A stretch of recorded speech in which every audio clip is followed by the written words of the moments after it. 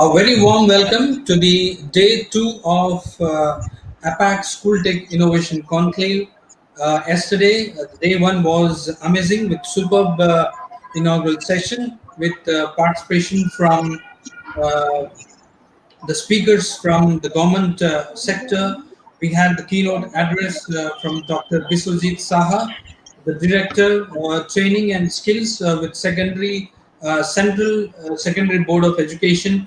We also had Mr. Professor Saroj Sharma, chairperson for National Institute for Open Schooling. Also, we were joined by Mr. Ranbir Singh, who is the regional officer with CBSE, Dehradun. Following which we had some amazing, lively, interactive panel discussion with speakers from across the country and globe. We had the much needed panel discussion on future of school education and admission 2021, moderated by my colleague Mr. Savi Goswami, and led followed by the significance of emerging technologies in school education. And we also had uh, a panel discussion on learnings from online education. Currently, we are in the era of COVID 19, and we are facing what is said to be as the second wave of the pandemic. Online education, role of tech, and the future of technology has been discussed so far. Now we will move ahead with yet another much relevant topic, that is the National Education Policy 2020. It was supposed to be rolled out from the month of June 2021, with over 181 factors to be implemented by the education management. At the same time, the government of India wanted to monitor the implementation of national education policy through a online real-time platform. But uh, we were hit by the COVID-19, wave 1 in 2020, wave 2, which we are currently facing, and it seems to be remain for uh, yet another few months or a year or so. And this is a new normal that we need to live with this COVID 19, and proceed with our regular happenings. Now, my name is Sudhir Gautam. I'm the resident editor and South Head with the APAC News Network. For the day two, we have this very important topic, and we are joined by our eminent speakers from across the country and various organizations. We are joined by Mr.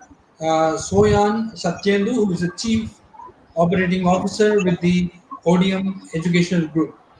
Welcome, Mr. Satyendu. Thanks for joining. Hi, Sudhir. Thank you so much for welcoming me here. And it's a pleasure to be here. I'll be more Same, excited to talk about and give my insights. Sure. same here. We are also joined by Mr. Atul Bengeri, who is a Chief Learning Influencer with Acumen Today. Acumen Today Thank you so much. is a online uh, new organization that's been launched last year, and they're doing their best in terms of skilling, online education, and many others we'll get to know from Mr. Atul. And we are also joined by Maz Kazi, who is the manager with Shivami Cloud Services Private Limited. Thank you very much, Mr. Kazi, for joining us. Thank you, Sudhir. Thank you for giving us an opportunity to be part of your program. Great. It's a pleasure to have you all. We would also be joined by Mr. Pritam Kumar Agarwal. Yeah, we're joined by Mr. Pritam Kumar Agarwal, who is the founder for Hello Kids chain of preschools and Riverstone schools. He's also the VP and core committee member with ECA India. Welcome, Mr. Agarwal. Thanks for joining. Thank you, Sudhir. Hi, everyone. Yeah, So, Hi, Pritam ji. Good morning. Good morning. Yes. So I would like to come to each speaker for their initial remarks. Mr. Agarwal, before you joined, I mentioned that June 2021 was set as a month to roll out national education policy and also to monitor the implementation of national education policy through an online platform created by Government of India. We would like to know what are the challenges you see now uh, in rolling out a national education policy. Over to you, Mr. Pritam, for your initial remarks. The initial remarks would be that 2020 there was a plan, and this pandemic has really rolled out just right within that pandemic. The NEP was rolled out, and as on today, we are not able to see a lot of state government coming forward and giving their thought process. Whatever we have received from the central government so far. And yes, challenges are there with the time. I think the Sarthak, whatever they have issued, should help the Indian education system.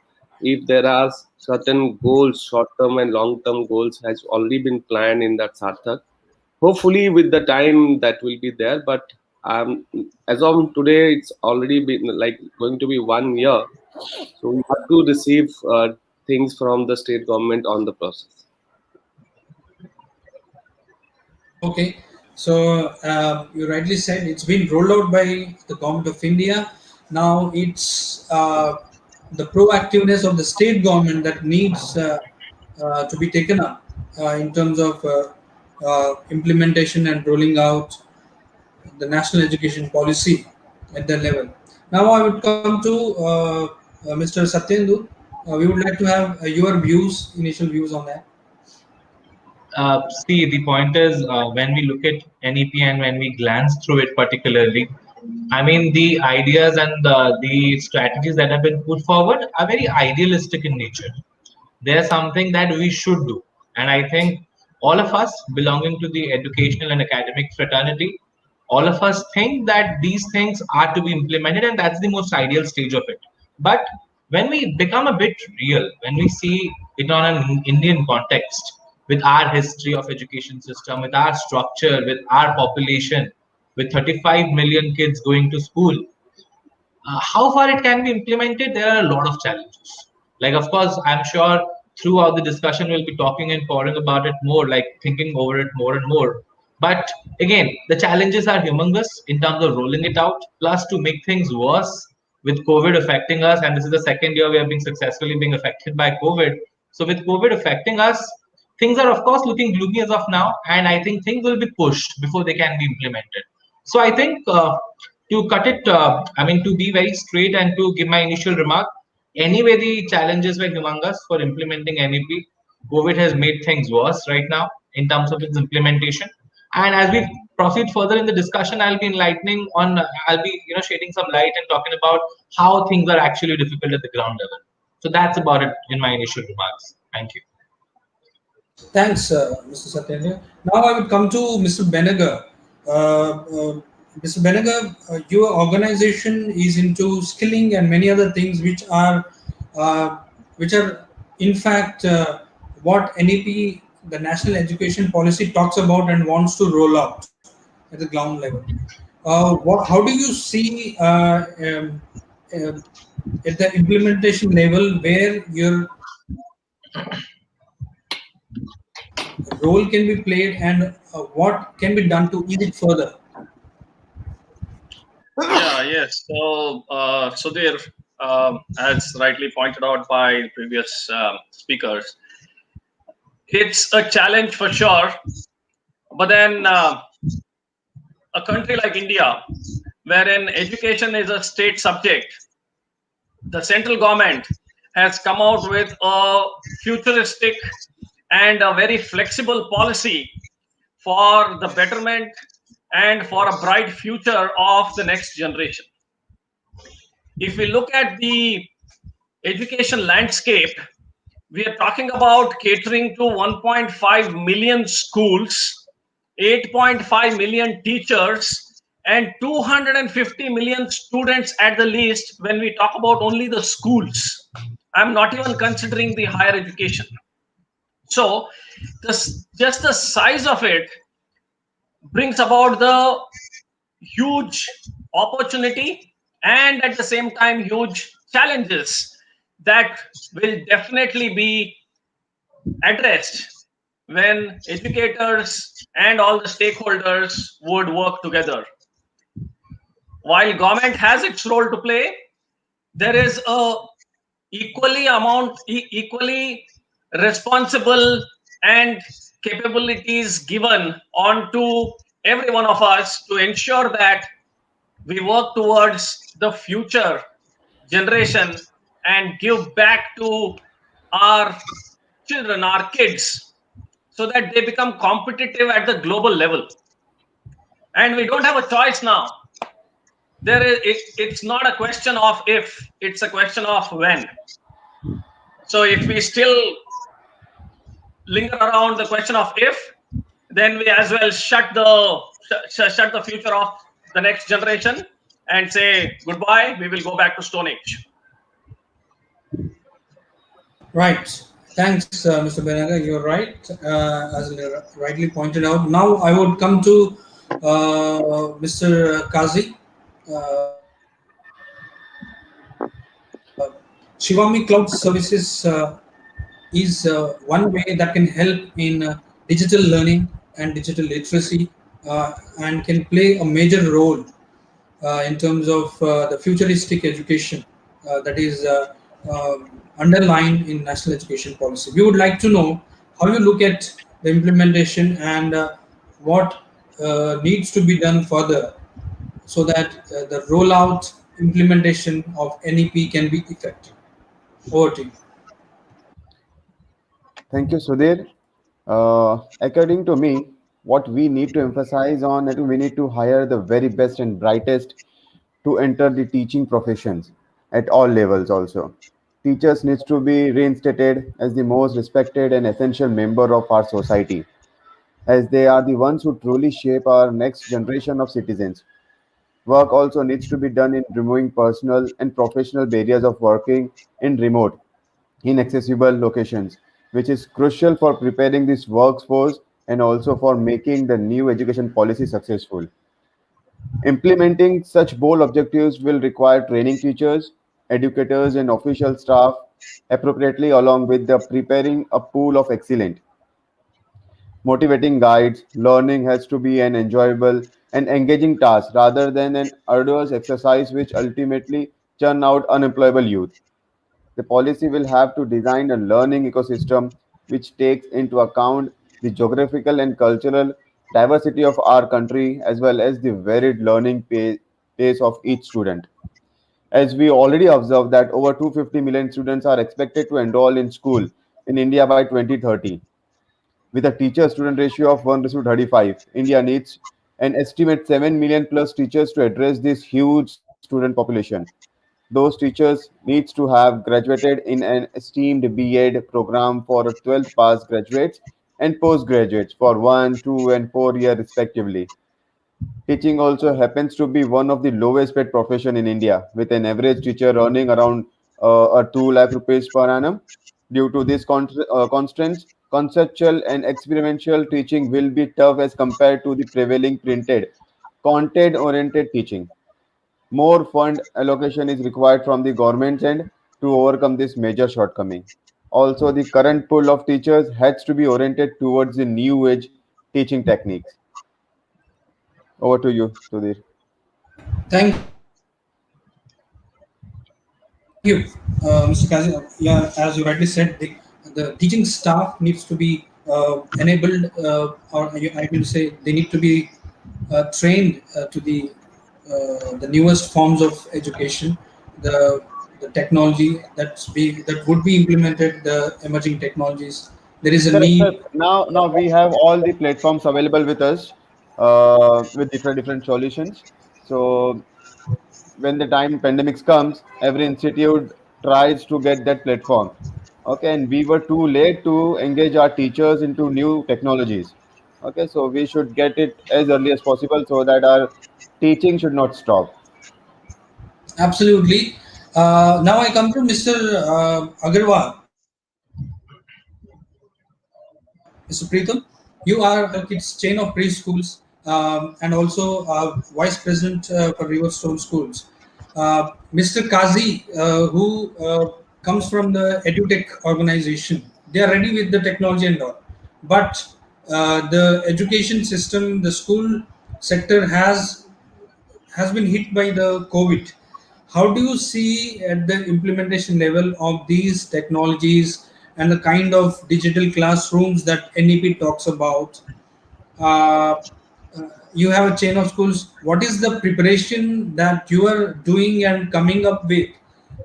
If not fully, in a phase wise, you might be planning something. Would you like to tell us about that? Yes.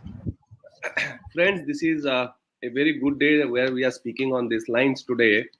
Today is exactly a year for me, 20th of April, when we were almost had our first month lockdown and we had started our digital platforms. Friends, we all locked down in the month of March 2020, and we have understood the requirement within the next few weeks, which took almost like a month for all of us. At that point of time, trust me, nobody had that proper planning, nobody had platforms, nobody was ready. We were even not ready with our online curriculum and contents. Friends, it was a hit and trial, errors, lot of different platforms available, lot of different views, lot of different training modules which we have taken, lot of guidelines given by different organizations, lot of theories has been developed by teachers itself, lot of suggestion recommendation we have gotten from the parents. But now, after a year, I do not think we have this yes or no, this or that, or this is not done so far. Friends, this is how the last 1 year is. We have understood what is required and what is not required. We have understood which platform is really working with us and not working with us.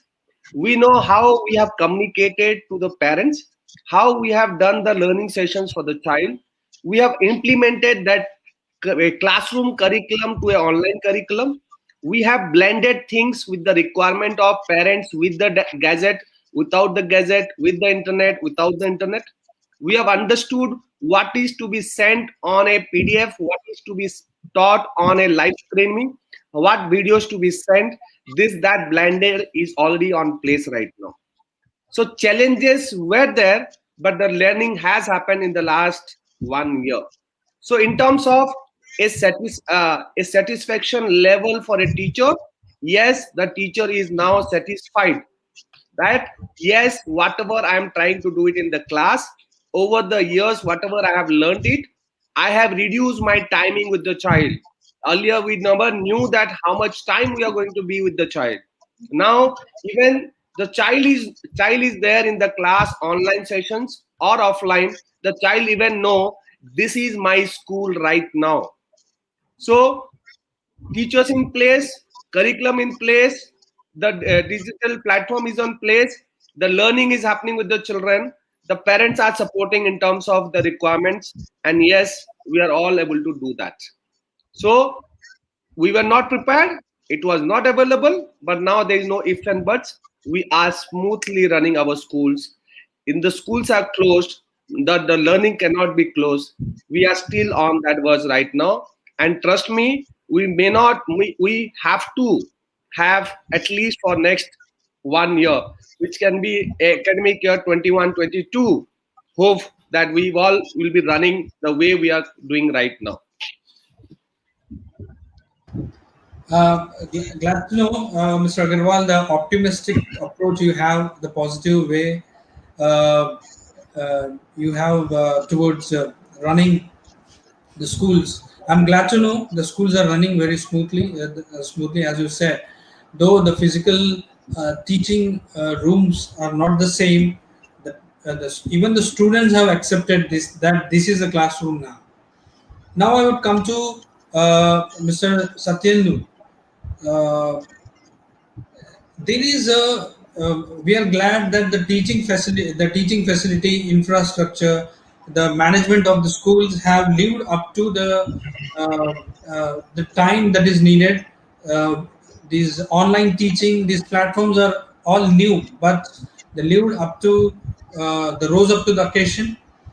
But uh, how do you look at the infrastructure that is much needed in terms of digital classroom, and what are the plans your organization has in terms of rolling out NEP?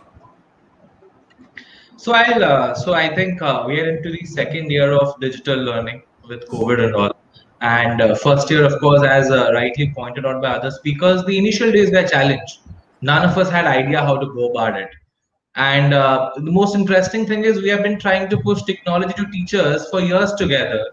They were not ready to adapt to it. But in 3 weeks, the whole thing changed around, and you would see everyone buying, teachers buying laptops, teachers buying digital tablets, and so on and so forth, right? That was the situation back then. And when we implemented, we figured there were certain challenges, right? And challenges were in terms of infrastructure. The point that you asked about, the point that you mentioned about, the biggest challenges are, so we run a residential school here in Bhubaneswar. So when I talk about a residential school, a lot of our students come from tier 2, tier 3 cities of Odisha. We are all equipped with internet. Our teachers are equipped with internet, but the students don't have that option. Even if the students take that Wi-Fi or anything that's back there available to them, it's not stable internet connection. That's one big challenge. The second ground level reality is today in terms of digital infrastructure is when I talk about an online classroom. If all of you know this technically, what happens is if six of us are talking with our video on, the host is the person who consumes the maximum bandwidth and the bandwidth of all individual videos that gets downloaded into our system, whoever is the host. Now, hosting internet is that costly, and internet today is not that easily available to all of us. And in a classroom, I can literally, access all 50 or 40 students' videos together as a teacher. And if you see today, in real sense, that's one of the biggest challenges in terms of infrastructure. I mean, to give you a bit of more facts into it, to delve into a bit more, in our school, we were calculating, like in one of our flagship schools, we were calculating that the internet that's required per day is somewhere around 2-3 Gbps. But the max that's available in Odisha is 100 Mbps with unlimited download bandwidth. Like, no, I'm talking about the speed. So it's not possible for us to see and watch all the students in the class. I mean, all 40 students. So of course, we have adopted to a lot of things. We are changing a lot of things. A lot of things are being enhanced. We have started recently giving out allowances in terms of internet allowances to teachers. We changed the salary structure that way so that they can all invest in Wi-Fi and everything and be equipped with that.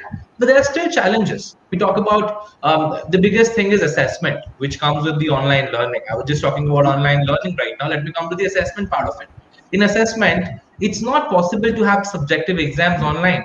We have a lot of systems that go with the proctoring methods, where there is AI-based proctoring, there is human proctoring. But it's all for either short answer questions or MCQs. But are we really sure that our students can type equations and everything online? They can't. So, I mean, probably this is the next challenge that's coming up, and this is where we need to gear up. We need to figure out how the internet infrastructure can be figured out, and we, as in I'm talking about the nation as a whole, the center, the state, and the big companies that are providing this thing, because we are individuals playing a very small role here. We can't really change that definition with our job roles. The second thing is the companies that are developing these technologies, they need to figure out how can subjective exams of schools be incorporated, because sooner or later schools are going to open back, and if they're not writing answers based on subjective, like they're not writing subjective answers, they're losing the touch of practice. Like they can't write answers, that we just can't have everything on MCQs. And that's so I think we need to come up with more and more ways. More innovations are required. But otherwise, ending this on a positive note, I mean, it's not all negative. I was just talking about the challenges so far, but a lot of good things have happened. I think we have improved much better this year than last year. When I say we, I talk about all the schools together, because everyone is learning. We are adapting to this new environment. We are still adapting and growing better. But there are some core issues that still need to be addressed. And that's where I think innovators, academicians need to come together to do this so that we are prepared for the next wave or whatever that happens tomorrow in a much better way. So, yes. Yeah, glad to know, Satyendu. We are looking at a with a positive approach towards uh, the new era, the new normal. At the same time, we're also updating ourselves with the new technology, adapting to the new technology. We are also joined by Geetika Bahuguna, Chief Operating Officer, Millennium Group of Schools. Thanks for joining us, Madam. Uh, we are now we have the views of all the speakers on rolling out of National Education Policy 2020 and challenges that we could face. We would like to have your view on the challenges that you see in rolling out National Education Policy, which talks about the futuristic education in India. Over to you. If you can unmute your mic, ma'am. Thank you so much, and sorry to be a little delayed. Well, I think from Millennium School's perspective, we have been in the process of transforming the way education happens for the last 10 years. And if I talk about my personal view, I think it's a very progressive and a big welcome change to the education sector, because it is really required. We need to bridge the gap between what the industry wants, what the society wants, to what the schools are producing. So policy is great, but yes, definitely the implementation, because any policy, the efficacy lies in how easy and how it is to implement and at scale. Because we have these islands of excellence. There are many schools who are already implementing 80% of the recommendations. The privileged schools or the schools who the international schools, because it kind of aligns to the global needs and the global values and the global techniques. So a lot of, but those schools are very few in number. When we talk about scale, we talk about the government sector. And we talk about, which constitutes 75% of our schools. And in that, the biggest challenge, which I find, is of resources. Curriculum also will get renewed and revamped easily, because that is something you have to just put theories, you have to put practices, policies in place. But when it comes down to rolling down those policies into classroom practices, that's where the challenge occurs. And the issue is of how a child is able to learn what he's meant to learn and hone the skills through the classroom. Because ultimately, the classroom is where the future of our nation gets built. And the custodian of that classroom is a teacher. So ultimately, it hones down to the teacher. Our biggest resource pool, where we need to invest energy, where we need to invest time, is the teacher. And the challenges which are there are an n number of challenges. Because I've worked in both the government sector and I've worked in the private sector, and I've worked very closely on the transformation models for both government and private. And I've seen, in the government sector, if we see teachers, when we talk about their salaries, when we talk about their skill set and the knowledge set, we realize that government sector is pretty equipped in terms of teachers have the qualification, they have the caliber, they have good salaries. Where they lack is the required infrastructure and maybe the mindset. So it has a different challenge.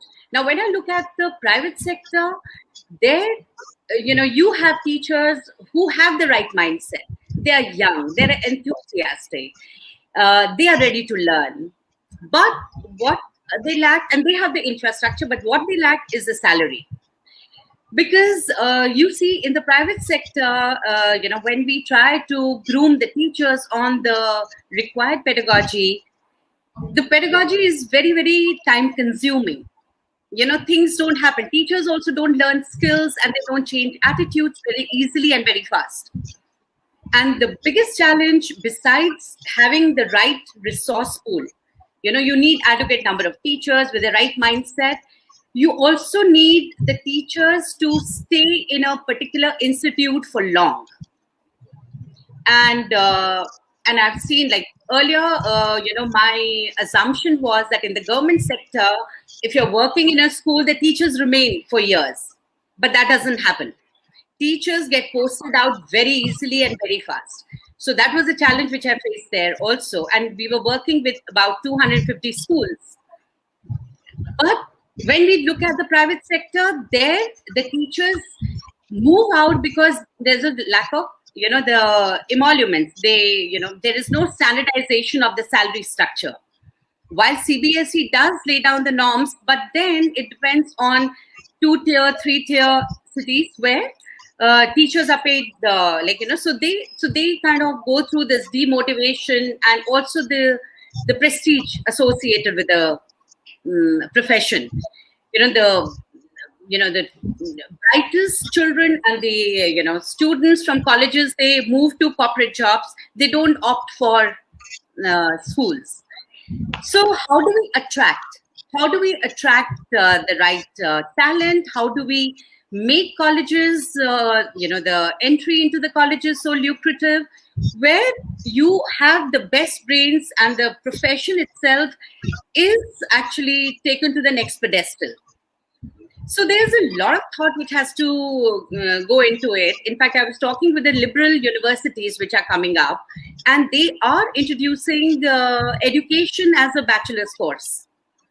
So what stops most of the universities to take, education, like honors in education as a course?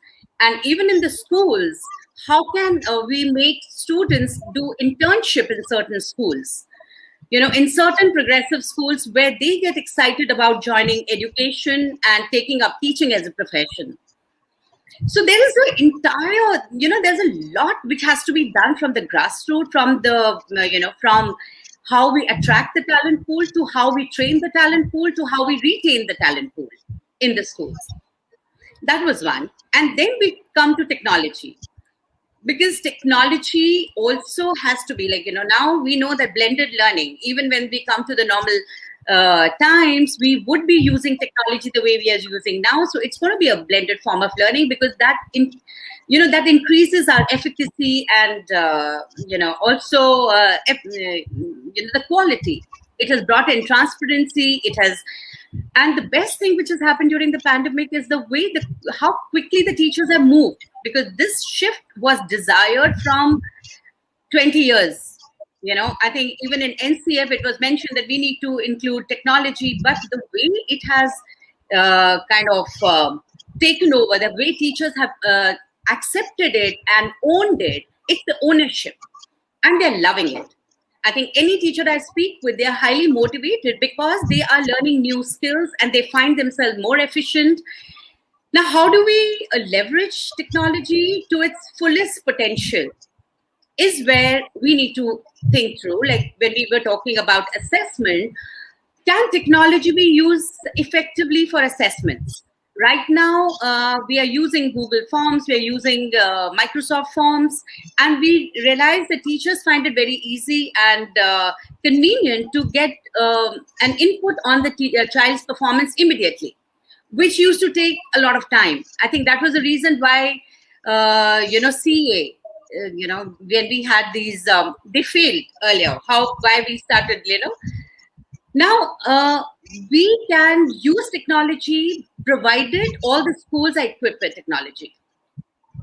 Now, and it is also here the parent mindset, because schools can equip their laboratories with technology, but then every child needs to own a laptop.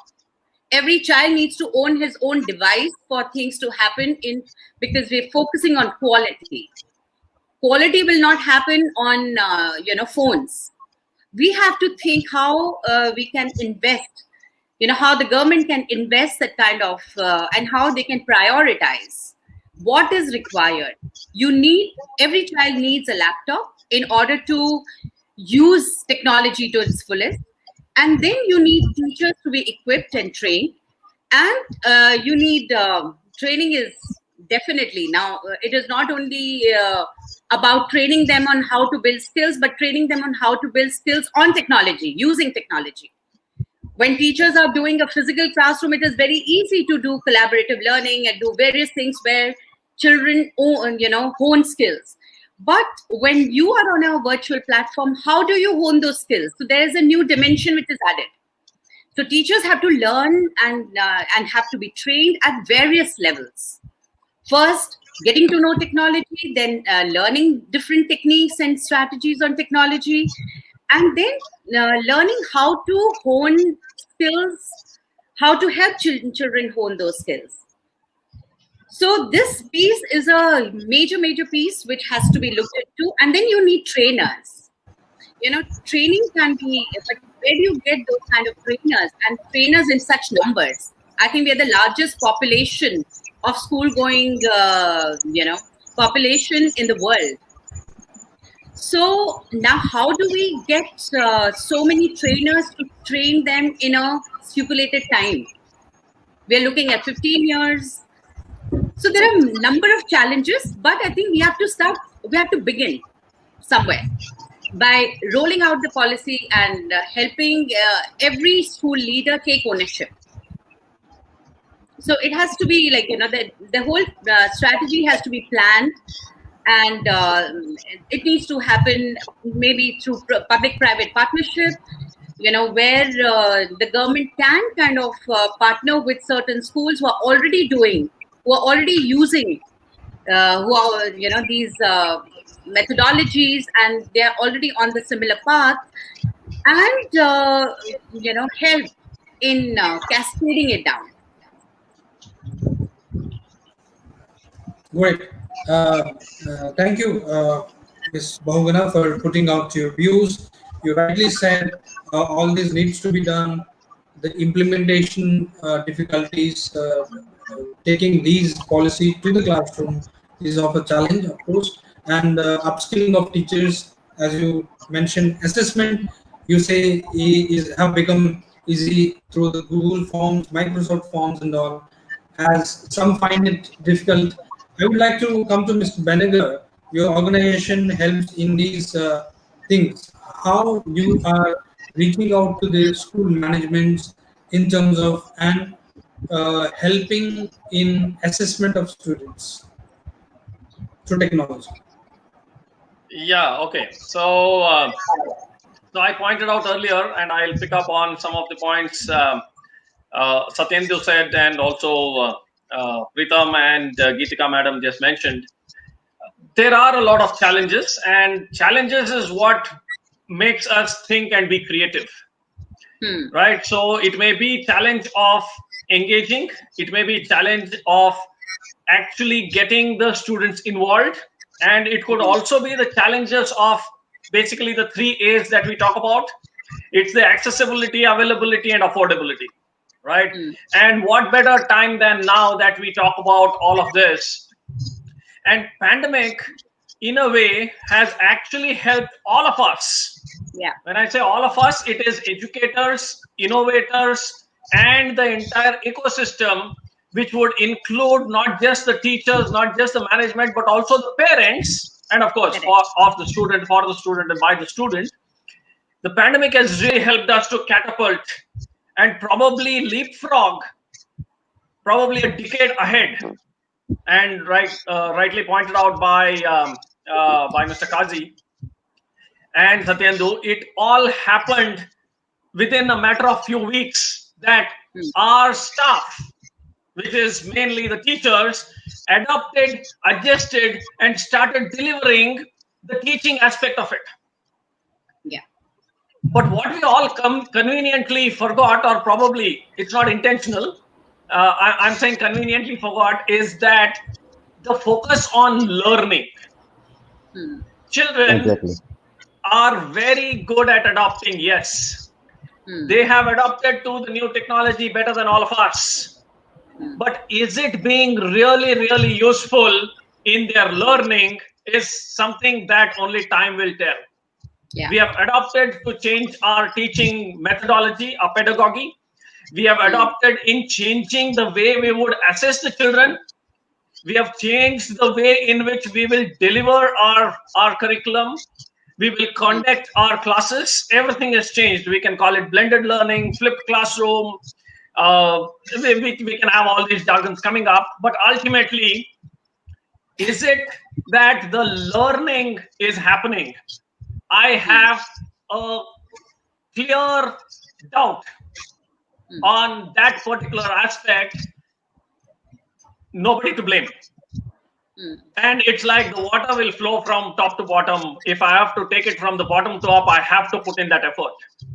And that effort can't be from one side. The effort has to be from all of the stakeholders, including the student and the parents. Many a times it is parents who are just giving up because there is a lot of things happening at home. There's a chaos. I'm sitting here, I'm actually in a call, I have work, and in fact, work from home has actually taken a toll on all the parents. And if both the parents are working, you had it. I've seen multiple challenges of this. But having said that, learning has not stopped. The way teaching has not stopped. That's the silver lining. And going forward, as Bahuguna madam mentioned, this is going to be the new norm. And why I'm saying I'm very happy about it is because we have got the students to participate in the teaching learning process like never before.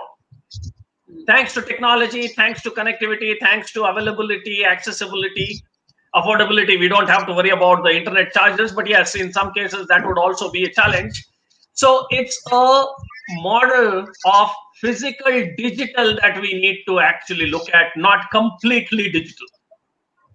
At least as of now. For higher education, yes, I can completely say digital. But for the K-12, no, okay, at least K-10, I definitely need to look at a blended learning model, which is physical and digital, for improving their motor skills, fine motor skills, cognitive abilities, reading and writing.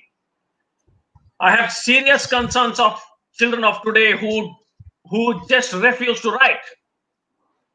Writing is an important, most important skill for any one of us to be successful in our life. It may look to be very piddly, it may look to be very, very insignificant, but I still remember the beatings I've got on my knuckles for bad handwriting.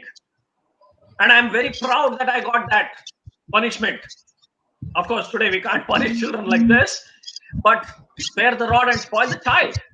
Well, we have got into that, and that is one pain of this digital intervention. Students have started to look at everything to be seen rather than imagined, everything to be shown rather than thought, everything to be typed rather than written. If we all can address this particular aspect of it, that would be the best contribution of ours towards implementing the national education policy. Probably we are too carried away with the pandemic, but let's come back to the focus on national education policy. It talks about the holistic overall development of an individual, not just academic, not just extracurricular, not just in a few skills and traits. It wants the student, the child, to explore all the possibilities that are possible and given to the child, which basically actually aligns with the multiple intelligences that we talk about. Now, unless and until I don't have the learning resources and the learning environment and the learning capabilities provided, that's not going to happen. While technology is an enabler, it is not going to do anything and everything for me. And especially with the new jargons of artificial intelligence, augmented reality, virtual reality, and all of it, technologists would start looking at it as I have a hammer and everything looks like a nail. No, it's not. Technology is not going to solve all of this. I'm not going to replace a teacher, and I'm not definitely going to undermine the learning process, the learning style, and the learning preferences of the children. I can't be forcing everyone to be a visual learner. Please, I'm not a visual learner. Please don't show me visuals. I would want to learn by reading. I would want to learn by imagining. I would want to improve my creativity by not being shown something which is defined, designed, and delivered by somebody else. That may look good to you, not to me. But how will a child understand that? Right? So we definitely need assessment is a later point. We should go to assessment, yes, but before we go to the assessment, probably our bare iron, our foundations of these components that need to come in are very, very important. And many schools, many institutions, many organizations have been doing yeoman service for the last 1 year. All of you, I know, have been putting in extra efforts for getting all of this done. That needs to be catapulted to the next level. We need a multiplier effect now. And I'm seeing the pandemic as a multiplier effect. To extrapolate, to actually enhance and reach out. And what is national education policy talking about? If I may just come to the highlights, it's catering to explore all possibilities and opportunities our children would have in the future. Because we have to prepare them for the future, not for the present, so that they compete at the global level. And all that they learn has to be in alignment with the 21st century skills and the skills as defined and documented by the World Economic Forum to align with what would be the need after 10 years and 20 years. It focuses on getting our children to the 6th level of Bloom's taxonomy, the higher order thinking skills.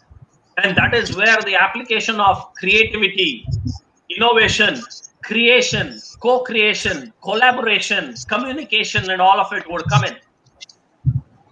Now we definitely need to look at it at a holistic level, because I would want to quote Marshall Goldsmith, one of his very famous books, and I'm a fan of that. What got you here won't get you there. And that's exactly the situation we are in.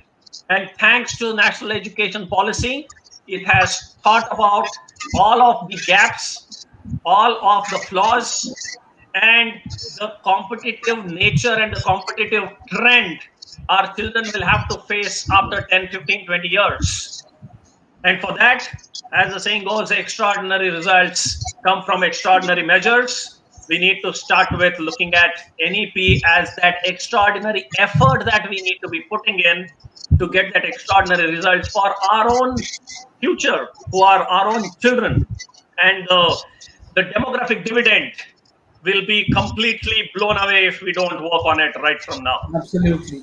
Absolutely, Mr. Atul, as you rightly said, there needs to be NEP talks about the future with a lot of results.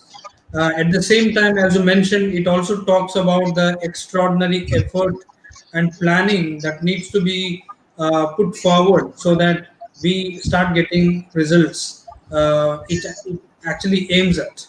So, as you rightly mentioned, the future, the technology alone cannot replace the entire classroom, but the future is the blended learning, both physical as well as technology.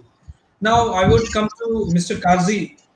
Uh, how do you think that this online education can make uh, the, the learning more lively, more effective, and more result oriented? If you can have a brief response on that from you. Okay. So first of all, I really appreciate and thank you, Mr. Atul, for addressing us with the combination of offline and online learning. So the current COVID, yeah, appreciate Mr. Atul. Yeah. So the current COVID-19 crisis has obliged most education system to adopt alternatives to face-to-face teaching and learning. Many education systems move activities online to allow instruction to continue despite school closures. Considering the alternative of no schooling, online schooling has been an important tool to sustain skills development during school closures. That being said, there are still concerns that online learning may have been a suboptimal substitute for face-to-face instruction, especially so in the absence of universal access to infrastructure, that is hardware and software, and the lack of adequate preparation among teachers and students for the unique demands that online teaching learning pose.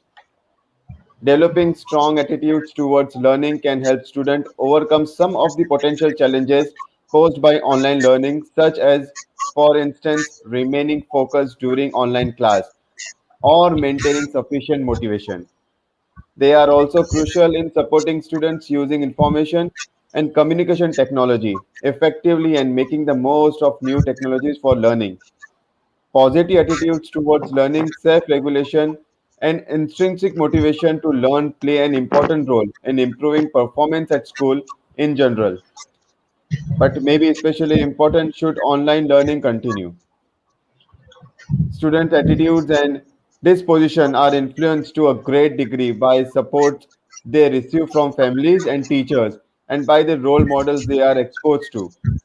Different form of support from families and teachers, including parental emotional support and teacher enthusiasm, are found to be important for the development of positive attitudes towards learning and can ensure that students acquire the attitudes and disposition that can maximize their ability to make the most of online learning opportunities. Yet, some families and teachers may struggle to provide such support, especially during the COVID-19 crisis, because of a lack of time, insufficient digital skills, and lack of curriculum guidelines. Education system should aim to strengthen engagement between school and parents in order to improve information and guidance to parents on effective practices for supporting their children learning. At the same time, teachers need support to incorporate technology effectively into their teaching practices and methods and help students overcome some of the difficulties that are associated with the form of learning environment. Supporting teachers, training about the useful of digital resources for the pedagogical practices, and promoting teaching practices adapted to this context is the key to ensure that ICT is a leverage effectively. I would like to thank other platforms, whether it is Microsoft, whether it is Google, whether it is Zoom. They have ensured that teaching should not stop. Google for Education gives teachers the freedom to spend more time personalizing the learning experience and less time managing it. Students can learn 21st century problem solving and the skills they will use in the near future career with the accessibility features that help every student do their best work. Thank you, Mr. Kazi. As you rightly mentioned, there is a partnership of parents that's needed for in order to make the learning more lively, and Exactly, yes. also to get a result oriented efforts that's being made. Now, before we come to the end of the session, I would like to have the view of all the panelists, the five panelists who have joined us. Mr. Pritam, we would like to know what is that two things besides the digital infrastructure and the smart classrooms and other things that you wanted to see happening uh, in terms of rolling out NEP. Two things, if you can mention. Rolling out NEP, the first thing should be what is already defined in the Sarthak. Short-term goals has to be immediately decided, and the central government and the state government has to work immediately. As I am from early childhood education platform, we request that whatever the importance has been given to the early childhood care and education after 34 years of uh, after the 34 years of independence what is being given, there should be a most the basic infrastructure, the training has to be immediately be provided to the anganwadis and the early childhood centers. Great, Mr. Agarwal. You talked about Anganwadis. I'm glad. Uh, Being a founder for a private school of change, glad you talked about it. Now I would come to Mr. Satyendu. What are the two things you wanted to see happening other than the digital infrastructure and other things in terms of effective implementation of NEP? I think ideally I would want all the features of NEP to be implemented, honestly. But if you talk about two of my favorite things that I really, really want to be implemented, the first thing is the curriculum enhancement. The approach that NEP talks about, the barrier that they're trying to break between different streams and have a multidisciplinary approach. Trust me, that's the thing to do in today's age. If we want our children to be competent tomorrow, to be out there and showing their potential, this is the foundational change that needs to happen today. So that's one thing that I love the most.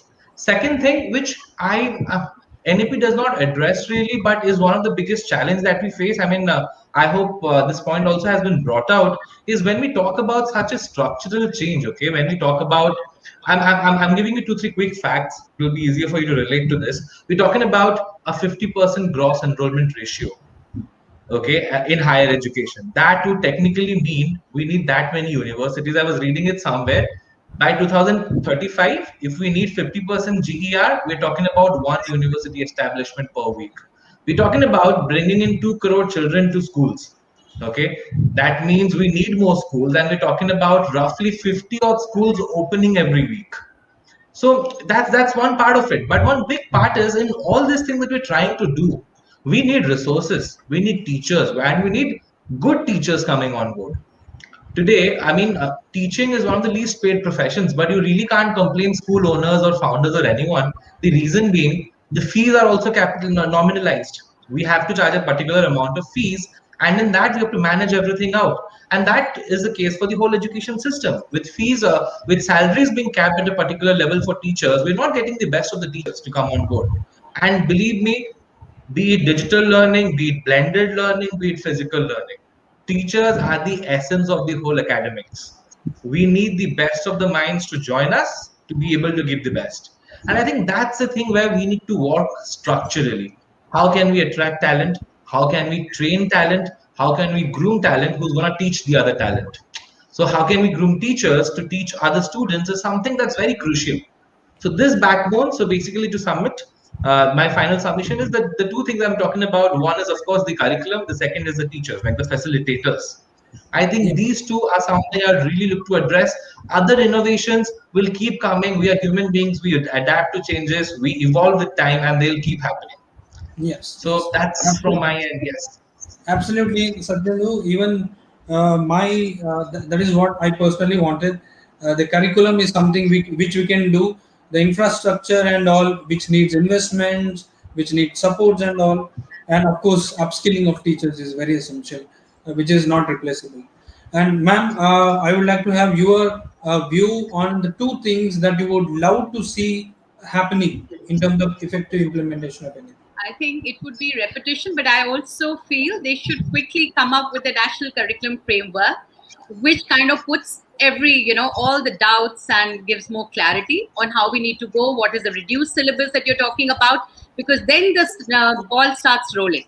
And secondly, how do you improve the status of teachers, and how do you attract better teachers and skill them, upskill them, and the whole infrastructure, pertaining to it, and how education can become a sought after subject after law. Like suddenly we saw a boom in the law degrees. Similarly, can we see such a boom and attraction for B.Ed colleges, and probably, enhancement of B.Ed colleges and their upgradation? So I think it has to be streamlined, Yeah. university, your colleges and school system have to have more parity and, alignment. Absolutely, ma'am. I'm glad you highlighted this, where besides other courses and other education universities, you emphasized, even in the beginning, you emphasized on the education of teachers, B.Ed colleges, more of B.Ed colleges, and you also mentioned about the government education institutions. Teachers are highly qualified. Their salaries is not an issue, but equipment infrastructure is an issue. Yes. In private schools, salary is an issue, and the skilling. I mean to say, of course, infrastructure is there because it's a private management. Uh, Hmm. it is a So need you of have the. a churn. Yes. So you tend to lose teachers, because Yes. they get a little high salary elsewhere. And that breaks the whole process of learning. You need continuity, you need sustainability, and that has to be ensured. So maybe certain policies and which have to be, kind of rolled out Yeah. uh, for the benefit of the teachers. Yeah, yeah. Absolutely, ma'am. Glad to know. Now, Mr. Benegar, your views. 2 points. I mean, say 2 points that you wanted to see happening. Oh well, I would have wanted NEP come probably 20 years back when I was a student, but nevertheless, that's not the case now. So that's the importance I'm attaching to national education policy, right? What happens with our education system today is that you are left to the wolves and you figure out your own way. But if I am told what to do at the right time, and I got exposed to the right skills at the right time at the right age, it would be easier for me to decide. Now, for most of us, we didn't have that challenge because we didn't have many options. Now today we are in a problem of plenty. There are so many options, and I don't know what to do, and I end up doing nothing. So that being the case of the millennials, it's more important that we bring about the flexibility, and as Satyendu said, the hop on hop off kind of a thing would be good for higher education. But the various different vocational skills that the children would get exposed to, the various different things with which they can get their hands dirty on early in life, would really help them shape their thought process. So from Acumen today, we work on acing the NEP implementation. So acing is ACE. So basically there are 3 A's. I've spoken about it: accessibility, availability, affordability. The 3 C's would be in terms of capacity building, capability building, and competency building, which we have been talking about in different words. And then comes the 3 E's, is basically to enable, enrich, and empower not just the students, but the teachers in the first place. So all of this has to be addressed to all the stakeholders. Get the parents involved. That's the only way we can go to the next level. We can't be keeping the parents outside of our system. Of course, we have the PTAs, we get them involved during our PTMs, but that's not enough. They have completely outsourced everything to the schools. Yeah. Just that I'm just paying the fees. I have done my duty. I have nothing else to do. Now it is on the teachers and the student and the management of the school to ensure that my child goes to NASA. He is going to become a scientist one day. Of course, when you're not going to do anything, you can't just depend on the school, right? So bringing in the parents as part of the stakeholders is very important for all of us to succeed at our individual level, at institutional level, and at the NEP implementation level. And most importantly, I will end with this: we need to have a plan in place, and the plan is basically, first is to start creating the awareness about NEP. I'm very, very saddened that not many even know what NEP is all about. So we have a 7-stage implementation plan already worked out, and we are working with a few educational institutions, which is understand, identify, prepare, plan, develop, implement, and then assess. Assess your own outcomes in terms of how well you have done, how well you have implemented, how well you have prepared, and how well you actually got all of the stakeholders involved, which will help in assessing the impact year on year, because this is a continuous process. It's not a Absolutely. switch on, switch off button. It has to go Absolutely. on, and we will see the end result only after probably 2 decades. Absolutely, Mr. Benagar, you rightly mentioned parents have a very, very important role. It is not just on the teachers, not just on the education institutions, but the onus is also very much on the parents. They just cannot shell out Absolutely. the money and wanted their children, as you mentioned, NASA scientists or others, but they have to give their time, that emotion to the students, so that the effective implementation, the holistic approach that NEP gives can be seen, the results can come to their children. Now, I would come to Mr. Kazi. You mentioned the role of parents, you mentioned many other things. Now, what are the two things you would love to see being implemented, rolled out in the coming days? So, as correctly said by Geetika ji and Satyendu ji, that we should emphasize on train the teachers, which will get the best out of them. Train the teachers is the one program where you will get the best technical aspect and the skill from your teachers. Okay. Second thing, as Ms. Geetika ji, she already referred that B.Ed programs, that nowadays moving to a teaching profession is the last option. So we should get that part for the teachers so that they will choose a profession, or choose to become a teacher. It should be very very much complexity for them. So these two things which I am thinking that we should go ahead. Absolutely, Mr. Ghazi. The whole discussion after all the digital infrastructure and other things, and glad uh, all the education institutions are with the right approach and we are in the right direction. And the COVID, if you look at the positive ways, the COVID has actually worked as a catalyst in digitization of education, and many of the factors which NEP talks about, the COVID pandemic has actually uh, put a emphasis that it is how essential these factors of NEP, like infrastructure, the upskilling of teachers, and continuous assessment of students have been put forward through the COVID. If you look at the positive side of COVID pandemic, and one, if you take the crux, it is the upskilling and training of the teachers, who play a very crucial role, as Ms. Geetika ji has mentioned.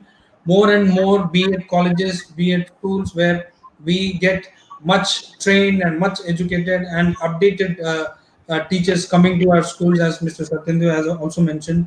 With this, it has been a wonderful session with all of you, bringing out the challenges and what you wish to see as educationists, in order to bring out much learned students.